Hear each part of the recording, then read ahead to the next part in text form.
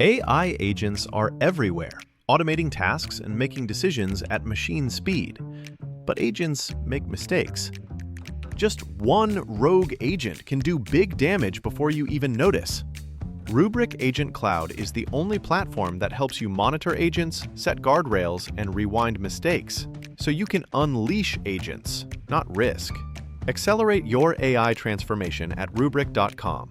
That's RUBRIK.com. Welcome back, everybody. Laszlo Montgomery here with you for a third time this season, bringing you another golden oldie and well-known favorite of many a lover of Luo Guanzhong's 14th century novel, Romance of the Three Kingdoms. Anyone who read that book is surely familiar with this story behind today's Chinese saying, Tao Yuan Jie Yi. Now, before I get into the story, let me mansplain these four characters. Tao Yuan Jie Yi. A Tao Yuan is a peach garden. Tao is peach and Yuan is a garden. A jie is a knot or to tie or to weave something. And it also means to settle or conclude some matter. And yi means about a dozen things. Relationship, friendship, justice among them. But a jie yi means to become sworn brothers. I suppose it can just as well mean sworn sisters, but our story that goes along with these four characters, Tao Yuan Jie Yi, concerns three men. So, without further ado, let's get to this great story that serves as yet another magnificent shining star in the galaxy of Chinese culture.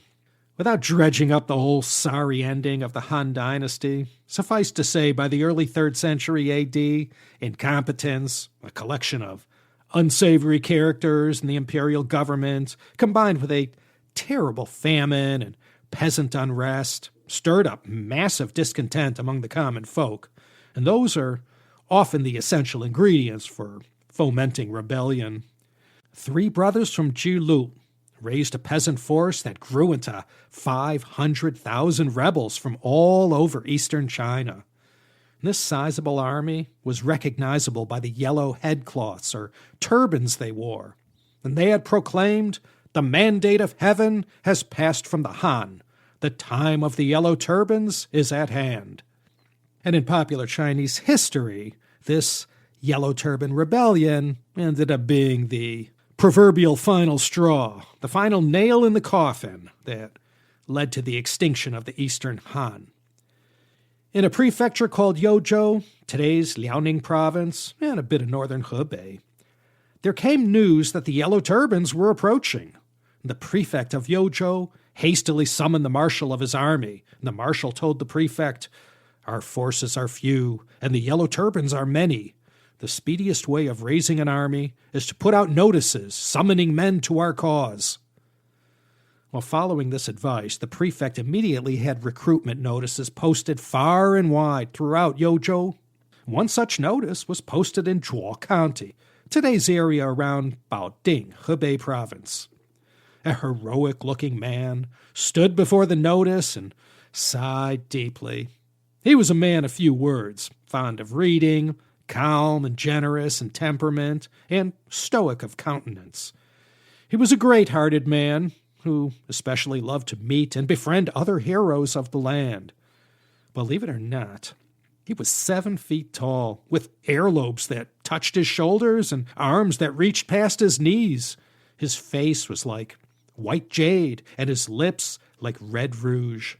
He belonged to a fallen branch of the Han imperial family, and his lineage of the Liu family had sunk into poverty in Zhuo County some time ago, and his name was Liu Bei.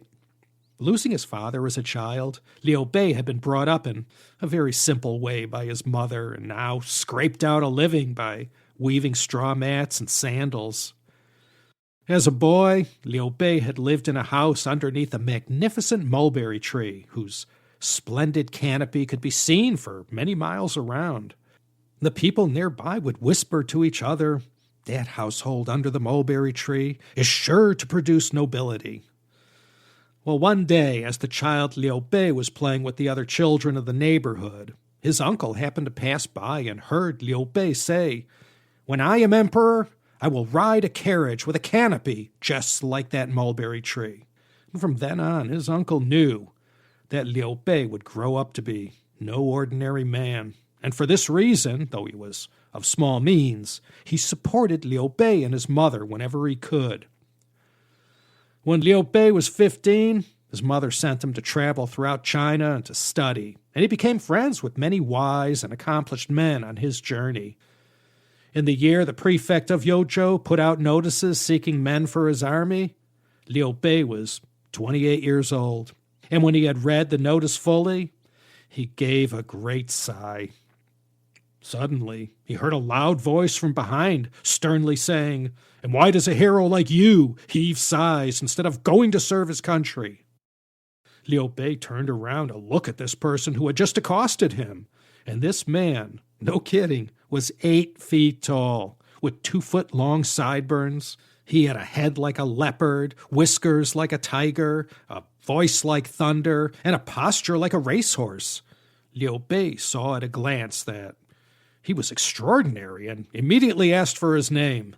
"My name is Zhang Fei," said the man, "and generations of my family have lived in Zhuo County. We own plenty of land here, and I myself make a living as a wine and meat seller. But what I like best is to meet and befriend heroes of the land. And that's why I spoke to you when I saw you sighing over the notice. I am of the same Liu family as Han royalty, and my name is Liu Bei. Today I heard of the Yellow Turban Rebellion, and although my greatest wish is to help restore peace to the land, I'm not fully equipped to do it, and that's why I stand here and sigh." Zhang Fei replied, "Well, if that is all, I have plenty of resources. In fact, I myself am trying to raise an army from our county. What do you say you and I do this together?" Liu Bei agreed most wholeheartedly, and the two men went into a tavern to talk over their plans. And as they huddled together over their bowls of wine, they saw a burly man rest his wheelbarrow against the front of the tavern. And then this man entered through the doorway and yelled, "Waiter, bring me some food and wine, for I'm going this minute to the city to volunteer for the army." Liu Bei took a closer look at this man. He was even bigger than Zhang Fei, standing 9 feet tall, and he had 2-foot-long sideburns. His face was the color of a date, and his lips red as rouge, and had eyes like a phoenix, and was altogether a man of striking and imposing appearance. Liu Bei at once invited him to his table and asked his name. The man replied, "My name is Guan Yu, and I'm originally from Hedong, and I killed a powerful man there who used his position to exploit the poor, and thus I had to escape. And I've been a jianghu, wandering the land for 5 or 6 years. Today, I happened to be here when I heard of the Yellow Turbans, so I'm heading out to join the army."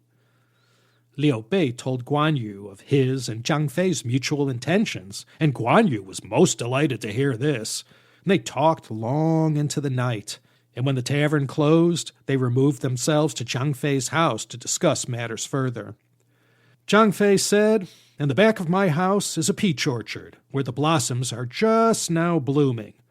What do you say that tomorrow we meet in the peach garden to make sacrifices to heaven and earth and declare ourselves blood brothers? We all have the same ambition, and this oath we take will bring us closer together in our plans." Liu Bei and Guan Yu approved the plan in one voice, and the next day the 3 men met in the peach garden, with a black bull and a white horse as sacrificial animals. Lighting sticks of incense, the men made this vow: "We are Liu Bei, Guan Yu, and Zhang Fei. Though we do not share a surname, we vow to be brothers for life and to work towards the common goal of helping the destitute. We will bring honor to the heavens above and our families on earth. We did not ask heaven to be born on the same day, but we ask you now to grant us our wish that we should all die on the same day. And if any of us renounces this vow, may he be struck down by heaven." So they met in a taoyuan, a peach garden, and declared a jieyi, a sworn brotherhood. And upon the conclusion of this taoyuan jieyi ceremony, they became a sworn brotherhood of 3 heroes of the future Shu Han Kingdom, immortalized for eternity in the great classic novel Romance of the 3 Kingdoms. After they had sworn this vow, the 3 men recognized each other as brothers. Liu Bei as the eldest, Guan Yu as the middle brother, and Zhang Fei as the youngest. And when the sacrifices had been made, they slaughtered another head of cattle and gathered 300 men in the peach garden to drink and feast. And the next day, they and their men gathered up their equipment and went to join the army to fight the Yellow Turban rebels. So this most famous section of the Romance of the Three Kingdoms can be used in instances that describe any band of people. It doesn't have to be three, and you don't have to be joining together to fight a massive peasant rebellion either. Any group of people who have common objectives and interests, who solemnly join together to fulfill a common goal, no matter to achieve an objective or to declare everlasting loyalty, can add a nice adult dose of gravitas and solemnity to their vow by hearkening back to this great moment in Chinese literature. The records of the Three Kingdoms, the Sanguozhi, it doesn't specifically mention this peach garden incident, but it does say that the three men, Liu Bei, Zhang Fei, and Guan Yu, were as close as brothers. So this may or may not belong in the realm of Chinese historiography, but as far as Chinese culture, this story sits in the front row. And for any Three Kingdoms lovers and prospective lovers, don't forget to check out Mr. John Ju's Three Kingdoms podcast. He helps you keep everything nice and orderly, and I'll have a link to that in the show notes. And that is going to be that for this time. I thank you for listening. Let me send a well-deserved shout-out to Reliable Emma and all her little helpers at the Teacup Chengyu Yanqiu Zhongxin in the capital of the great nation of China. This is Laszlo Montgomery signing off from Los Angeles, California, as usual, inviting you to come back next time for another satisfying episode of the Chinese Sayings Podcast.